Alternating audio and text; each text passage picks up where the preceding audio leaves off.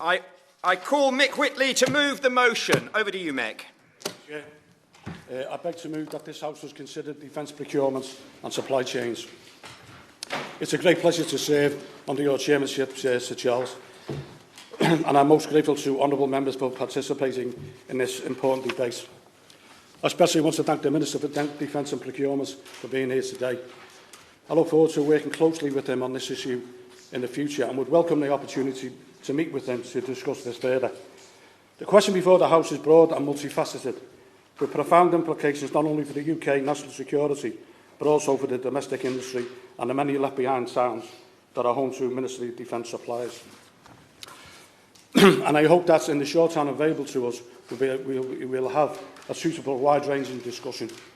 I also warmly welcome the breadth of experience that honourable members bring to today's proceedings, whether they have served in our armed forces, come as I do from a trade union background, or have experience in governments. Today's debate could not be more timely. It takes place amid an economic crisis unlike any in recent memory. Across the country, joblessness continues to soar.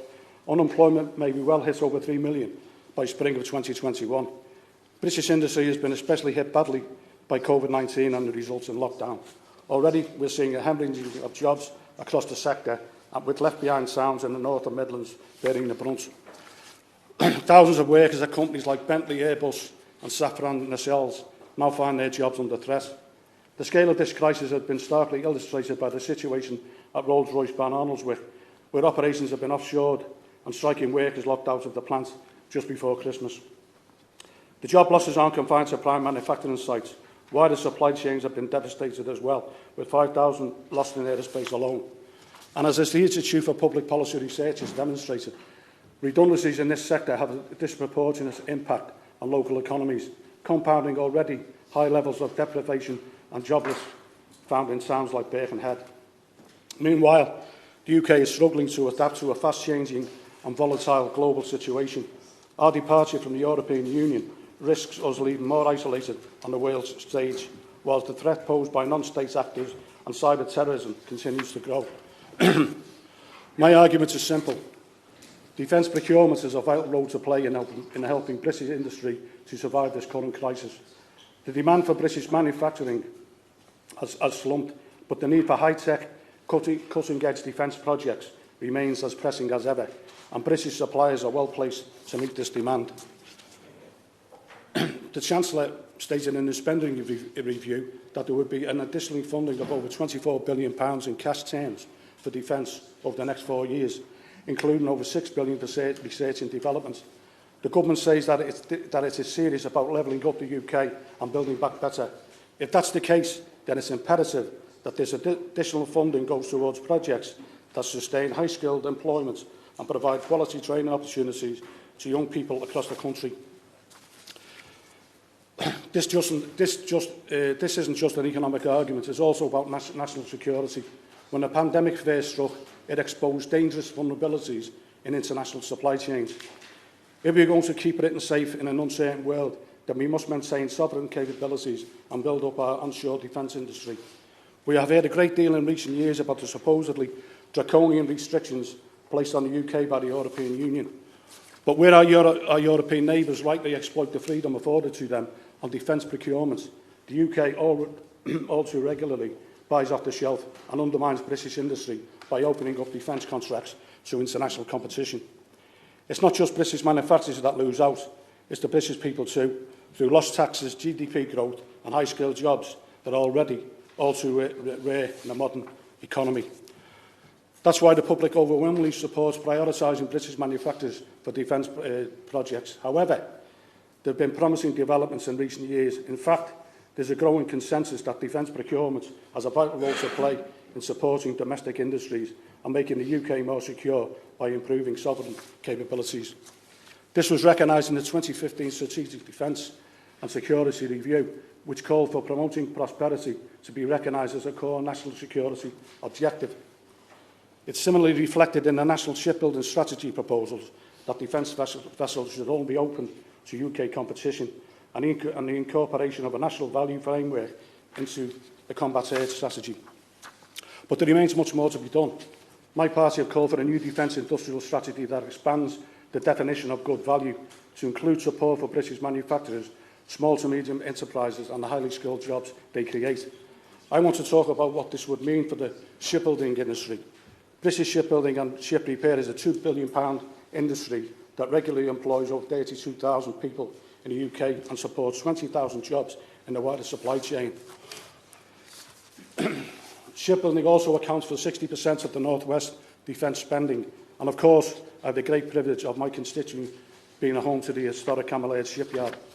Despite significant challenges in recent decades, Camberlade continues to provide high-skilled jobs and meaningful training opportunity to 700 people in Birkenhead, and it's staying ahead of the curve.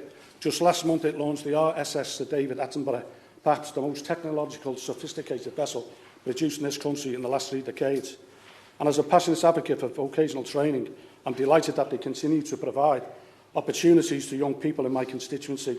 Over 300 young people have been offered apprentices over the last decade, with 51 starting this year. Now, Camberlade stands to benefit from the construction of the Royal Fleet Auxiliary new fleet solid support ships. Along with Babcock International, Rolls-Royce and BAE Systems, Camberlade is part of a Team UK consortium that was shortlisted for the contract before competition was suspended last November. These companies represent the very best of British manufacturing, and the benefits of building these ships in the UK are obvious. It would create or secure at least 6,500 jobs across the country, including hundreds at Camberlade. And of the £800 million spent on these new support vessels, at least £250,000 will be returned to Treasury coffers through income tax, national insurance and lower welfare payments. That's why I welcome the Secretary of State for Defence announcement that these vessels will be classified as warships, guaranteeing that they will be built in Britain. This is in line with the recommendations contained in Sir John Parker's inquiry into the National Shipbuilding Strategy, but I'm now hearing concerns that the MOD could accept bids from consortiums, including and even led by foreign companies. I echo the calls of the Honourable Member for Whitley and Vice Chair of the Defence Select Committee.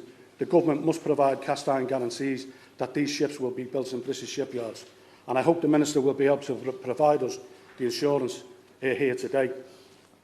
Building these ships in Britain won't just benefit the hundreds of workers who will be guaranteed gainful employment for another decade, or the young people whose horizons will be expanded through provision of quality apprenticeships. It also means more work for the countless suppliers who provide the shipyards with parts and logistical support.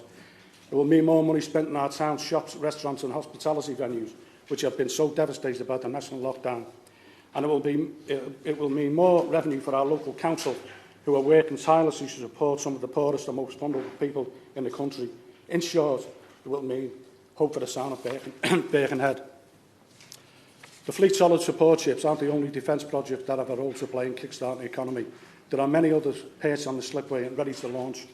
This includes the new Typhoon tranche combat aircraft, Merlin Mark II helicopters and Boxer armoured fighting vehicles that are all ready to go into production. And by placing an order for the new Type 26 frigates now, the Ministry of Defence could get the supply chain for long lead items running. The Government should also consider bringing Phase 2 of the Tempest project, which has been scheduled for 2022 and 2023. These are the kinds of shovel-ready projects the Prime Minister has spoken about so often. In short, this is not a plea for Little England-style nationalism. It's about providing a practical and effective way of rebuilding British industry so that it can address the needs of people in this country in the face of years of neglect and decline. By assuring that these projects are built in Britain, the Government has the opportunity to prove that they mean what they say about levelling up and building back better. It's in their gift to provide towns like Birkenhead, Barnoldswick and Barrow-in-Furness the jobs and training opportunities they deserve. Last month, Remembrance Sunday provided us with an opportunity not only to honour those who have served in previous conflicts, but also all those who continue to keep Britain safe. It's incumbent upon us in turn to ensure that they are as safe that they can possibly be, and that means ensuring that they are equipped with the state-of-the-art equipment and all built in Britain. Thank you.